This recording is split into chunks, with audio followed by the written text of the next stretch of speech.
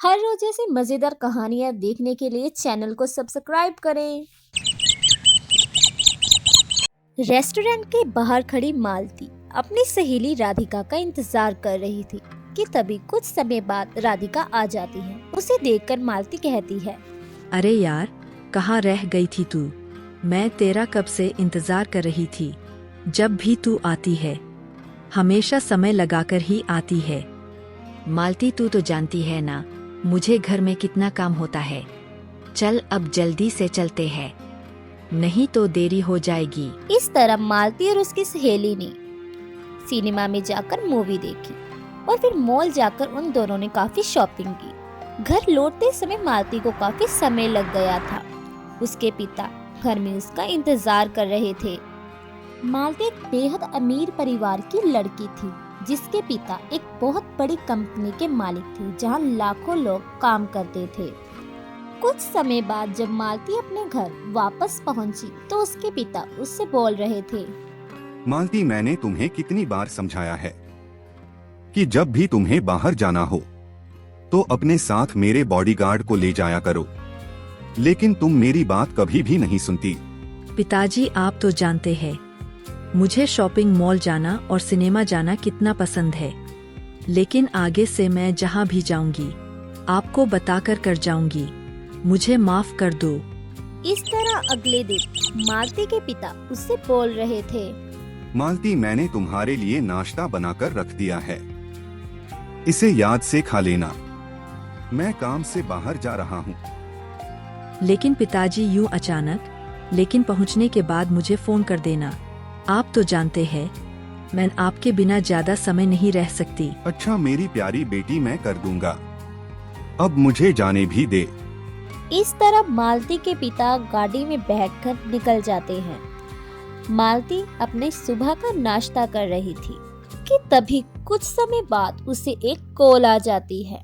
जैसे ही मालती ने फोन उठाया उसकी आंखों में आंसू आ गए क्योंकि उसके पिता का अचानक से एक्सीडेंट हो गया था। मालती अपने घर से भागती हुई हॉस्पिटल गई। जैसे ही वह हॉस्पिटल पहुंची तभी उसने अपने पिता को देखा।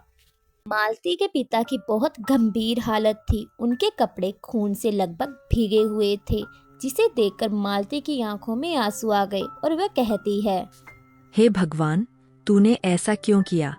मेरे पिताजी को ठीक कर दे, अब उन्हें मुझसे मत छीना। आंखों में आंसू लिए बैठी मालती कब से अपने पिता के ठीक होने का इंतजार कर रही थी कि तभी डॉक्टर ने बाहर आकर मालती से कहा, देखिए, आपके पिता बहुत गंभीर हालत में थे। हमने उन्हें बचाने की बहुत कोशिश की, लेकिन नहीं बचा सके। ये बात सुनकर मालती को बहुत बड़ा धक्का लगा और वो जोर से रोने लग गई क्योंकि उसकी माँ के जाने के बाद उसके पिता ही उसका आखिरी सहारा थे। ऐसे ही कुछ समय बाद मालती के पिता के जाने के बाद वो अकेली पड़ गई थी कि तभी उसके पिता की कंपनी से एक उसे कॉल आ जाती है। तभी मालती अपनी कंपनी में जाती है जहां उसने काफी लोगों को खड़े पाया। तभी वहां के मैनेजर मालती से कहते हैं, मालती मैम, आपके पिता के जाने के बाद हमारी कंपनी को बहुत बड़ा नुकसान हुआ है। अगर इसका हल जल्दी नहीं निकाला गया तो ये कंपनी डूब भी सकती है। इसलिए अब आपको ही इस कंपनी को बचाना होगा। जैसे आपके पिता अपने कंपनी के लिए काम करते थे वैसे ही आपको भी करना होगा। ये बात सुनकर मालती ने पीछे खड़े लोगों की आंखों में उसके प्रति उम्मीदें देखी और वह उनकी उम्मीदें तोड़ना नहीं चाहती थी। तभी मालती कहती है, आप सब लोगों को चिंता करने की कोई जरूरत नहीं है। भले ही मेरे पिता इस दुनिया में नहीं है, लेकिन मैं उनकी बेटी यहाँ मौजूद है। इसलिए मैं इस कंपनी के लिए बहुत मेहनत करूंगी और इसे एक बहुत बड़ा नाम दूंगी। मालती की ये बात सुनकर सभी लोग बहुत खुश हो जाते हैं। अगले दिन मालती अपनी कंपनी जाने के लिए खड़ी थी, लेकिन उसके चेहरे पर काफी मायूसी छाई हुई थी और उसकी आंखों में आंसू थे क्योंकि उसके पिता भी ऐसे ही सुबह कंपनी जाने के लिए निकल जाते थे। मालती अपनी कंपनी में पहुंच जाती है और हर काम को बहुत अच्छी से करने की कोशिश कर रही थी। जैसे उसके पिता किया करते थे। अब मालती हर दिन अपनी कंपनी आती थी, जहां उसे घर में अकेलापन महसूस होता था, तो वहीं कंपनी का स्टाफ उससे बहुत प्यार करने लग गया था, जिसे देखकर मालती बहुत खुश थी। अब उसका अकेलापन भी दूर हो गया था। अब मालती अपनी कंपनी में रात भर बैठकर पूरा काम करती। कभी कभी उसे घर जाने में भी काफी देरी हो जाती थी। एक दिन मालती की सहेली राधिका उसकी कंपनी में आई हुई थी। अरे राधिका, तेरा यहाँ कैसे आना हुआ? मालती, मेरे घर वालों ने मेरी शादी रख दी है, बस वही तुझे इनवाइट करने आई थी। वैसे अब तुझे भी अपनी शादी के बारे में सोचना चाहिए। आज नहीं तो कल तुम्हें शादी तो करनी है, इसलिए ज्यादा देरी मत करना। चल अब मैं चलती हूँ। ये बोलकर राधिका वहाँ से चली जाती है, लेकिन मालती को कहीं न कहीं अपनी सहेली की बात सही लगी। यही सोचते सोचते मालती अपने कैबिन में जा ही रही थी कि तभी उसकी नजर कंपनी में काम करते एक लड़के पर पड़ी, जो रो रहा था, जिसे देखकर मालती कहती है, अरे क्या हुआ, तुम रो क्यों रहे हो? वो मालती मैम, मेरे पिताजी की तबीयत बहुत खराब है। वो अस्पताल में है। उनके ऑपरेशन के लिए कुछ पैसों की जरूरत है। ये बात सुनकर मालती को अपने पिता की याद आ गई कि तभी उसने उस लड़के को अपने कैबिन में बुलाकर उसे कुछ पैसे दिए। ये लो, ये पैसे रख लो, तुम्हारे पिता के ऑपरेशन के लिए। मालती मैम, आपका बहुत बहुत धन्यवाद। आप जानती है, आपके पिता भी मेरी इसी प्रकार सहायता करते थे। ये बोलकर वो वहाँ से चला जाता है कि तभी मालती को उस लड़के को देखकर वह सोचती है, अगर मुझे शादी के बाद अपने कंपनी में काम करना हो, तो मुझे एक ऐसे लड़के से शादी करनी होगी जो गरीब हो, ताकि उसके परिवार वाले मुझे काम करने से ना रोके। वैसे अगर शादी की बात करो तो ये लड़का बुरा नहीं है। अब धीरे धीरे मालती ने उस लड़के के करीब जाना शुरू कर दिया। फिर दोनों एक दूसरे से बातें करते और एक दूसरे के बारे में जानते। अब अजय को भी मालती से प्यार हो गया था और उन दोनों ने शादी करने का फैसला कर लिया था।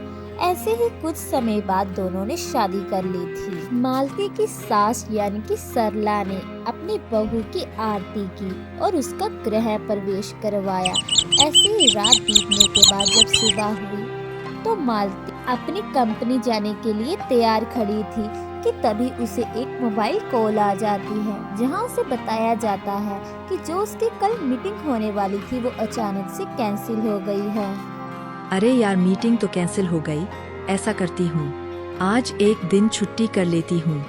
वैसे भी मैंने 1 महीने से छुट्टी नहीं की। कपड़े चेंज करके अपने लिए एक कॉफी बना लेती हूँ। मालती कपड़े बदलकर अपने लिए किचन में कॉफी बनाने के लिए आई कि तभी उसके खड़के की आवाज सुनकर सरला की आंख खुल गई और वह कहती है, ये इतनी सुबह सुबह रसोई घर में कौन है? मेरे अलावा तो रसोई घर में कोई नहीं जाता। यही देखने के लिए सरला रसोई घर में आई कि तभी उसने देखा कि उसकी बहू मालती रसोई घर में काम कर रही है। ये देखकर सरला बहुत खुश हुई, क्योंकि उसने जैसा सोचा था उसके बिल्कुल उल्ट हुआ। अरे मैंने तो सोचा था कि अजय जिस लड़की से शादी करेगा वो मॉडर्न होगी, वो भला मेरे काम में क्या सहायता करेगी। लेकिन मालती बहुत सच में घरेलू लड़की निकली। देखो तो जरा कितना अच्छा काम कर रही है। सरला यूं अपनी बहू को काम करता देख कहती है, बहू, सुबह जल्दी उठने की आदत तुम्हारी बहुत अच्छी है। ऐसा करो, हम सबके लिए चाय बना दो।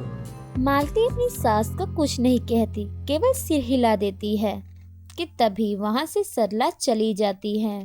अरे मैं तो यहाँ अपने लिए एक कप कॉफी बनाने आई थी। अब इन सबके लिए मुझे चाय भी बनानी पड़ेगी। मालती सबके लिए चुपचाप चाय बनाकर ले आती है कि तभी जब उसने सबको चाय दी तो उसका देवर कहता है, भाभी, मैं यह चाय नहीं पीता। क्या आप मेरे लिए एक कप कॉफी बना दोगी? मालती अपने देवर मोहन के लिए कॉफी बना रही थी कि तभी पीछे खड़ी उसकी सास उसे यूं काम करता देख बहुत खुश हो रही थी। लेकिन सरला को क्या पता था कि जिसे वो घरेलू बहू समझ रही है वो मॉडर्न निकलेगी। ऐसे ही एक दिन बीत जाता है। मालती, मैं ऑफिस जा रहा हूँ, तुम भी तैयार होकर आ जाना। ये बोलकर अजय अपने ऑफिस के लिए निकल जाता है। कुछ समय बाद मालती भी तैयार होकर अपनी कंपनी की ओर जा रही थी कि तभी उसकी सास बाहर से आकर कहने लगी, बहू ये देखो, मैं तुम्हारे लिए कुछ साड़ियाँ लाई हूँ जो तुम पर बहुत अच्छी लगेगी। लेकिन तुम इतनी सुबह इन कपड़ों में कहाँ जा रही हो?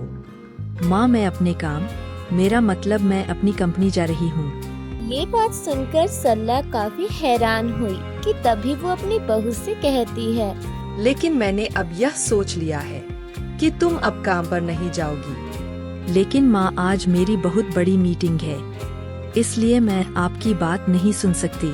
सरला ने अपनी बहू को कंपनी ना जाने के लिए बहुत मनाने की कोशिश की, लेकिन मालती ने उसकी एक न सुनी और वो वहाँ से चली गई। ये देखकर सरला को बहुत गुस्सा आया और वह किचन में आकर बर्तन धोने लगी।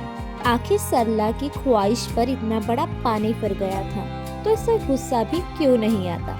ऐसे ही रात को अजय अपने काम से वापस घर आया तो सरला उसे बोल रही थी, अजय, अब तुम्हारी शादी हो गई है, इसलिए अब तुम्हारी पत्नी को घर के कामों पर ध्यान देना चाहिए, ना कि बाहर काम करने जाना चाहिए। मैंने आज उसे कंपनी जाने के लिए रोका तो उसने मेरी एक न सुनी। तभी मालती भी अपनी कंपनी से आ जाती है और अपनी सास की सभी बातें सुन लेती है और मालती अजय से कहती है, अजय, मैंने तुम्हें शादी के पहले ही बोल दिया था कि मेरे बिना कंपनी में काफी नुकसान हो सकता है और मैंने बहुत मुश्किल से अपने कंपनी को संभाला है, इसलिए मैं अपने काम को नहीं छोड़ सकती। इस तरह सास और बहू के बीच बहस होने लगती है कि तभी मालती के ससुर कहते हैं, बस तुम सब लोगों का बहुत हो गया, अब इस बारे में कोई बात नहीं होगी। जाओ, सभी अपने कमरे में जाकर सो जाओ। सभी लोग वहां से चले जाते हैं, लेकिन अभी भी सरला की मुश्किल का हल नहीं हुआ था। ऐसे ही जब कल मालती अपनी कंपनी जा रही थी तो आस पड़ोस की कुछ औरतें सरला की बहू के बारे में बातें कर रही थी कि तभी वो उनको घर आकर कहने लगी, सरला, आज तेरी बहू के कारण हमारे घर की बहुएं भी जॉब पर जाने के लिए जिद कर रही हैं। कहाँ हमारी बहुएं इतनी भोली भाली और सीधी थी। जब से तेरी बहू मालती आई है तब से मानो हमारी बहुओं को तो जैसे पर ही लग गए हो।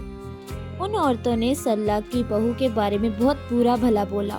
मालती के कंपनी जाने के कारण उनके घर में बहुत से झगड़े हो रहे थे, जिस कारण सभी परिवार वाले बहुत परेशान थे। तभी मालती के ससुर अजय से कहते हैं, इन दोनों को इतना समझाने के बाद भी ये दोनों नहीं समझी।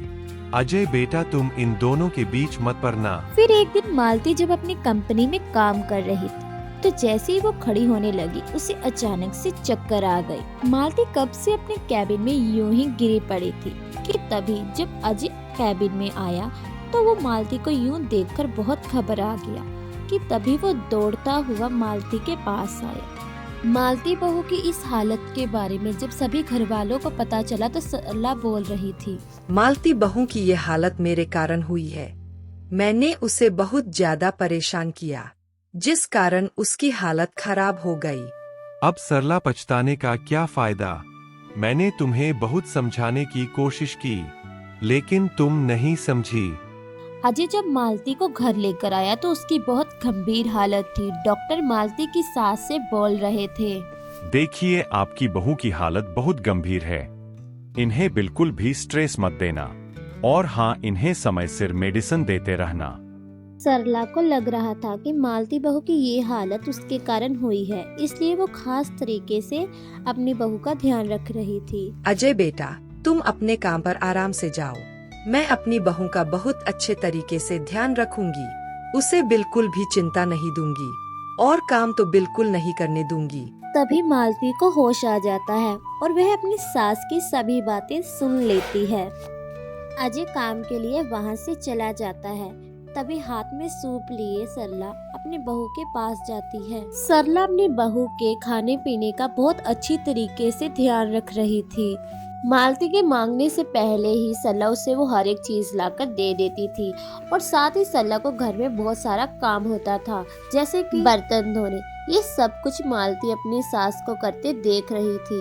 कहीं ना कहीं उसे अब अपने दिल में पछतावा हो रहा था कि क्यों उसकी सास से कंपनी जाने से रोकती थी। सरला को यूँ काम करती देख मालती की आंखों में आंसू आ गए और वे आंसू लिए अपने कमरे में चली जाती है। वो अपने कमरे में खड़ी आंसू बहा रही थी कि तभी उसकी सास पीछे से आकर उससे पूछती है, क्या हुआ बहू? क्या मैंने फिर से तुम्हारा दिल दुखाया? माँ मुझे माफ कर दो। मैं बाहर के कामों में इतना व्यस्त हो गई थी कि मैं ये भूल गई थी कि मैं अब किसी की बहू और पत्नी हूँ। मेरा भी कोई फर्ज है। आप अकेली पूरे घर का काम संभालती है, सबकी अच्छी तरीके से देखभाल करती है और वही मैं आपको बाहर के काम के लिए काफी सुनाती थी।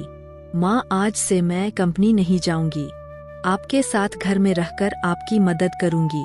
ये बात सुनकर सरला को काफी अच्छा लगा। ऐसे ही अगले दिन मालती, अरे ओ मालती, जल्दी आ जाओ, कंपनी के लिए देरी हो रही है। तभी अंदर से मालती और उसकी सास आ जाती है। अजय मुझे कंपनी में नहीं जाना, आज से कंपनी का सारा काम आप संभालेंगे। ये बात सुनकर मालती के ससुर खड़े होकर कहते हैं, लेकिन बहू, तुम्हें कंपनी क्यों नहीं जाना? पिताजी आज से मैं घर में रहकर अपनी माँ के कामों में मदद करूंगी। क्या तुम ये फैसला अपनी मर्जी से ले रही हो? जी पिताजी। ये बात सुनकर मालती के ससुर बहुत खुश हुए कि तभी पीछे से मालती का देवर आ जाता है और कहता है, मतलब मुझे रोज भाभी के हाथों की कॉफी पीने को मिलेगी। मोहन की ये बात सुनकर सभी लोग हंसने लगते हैं।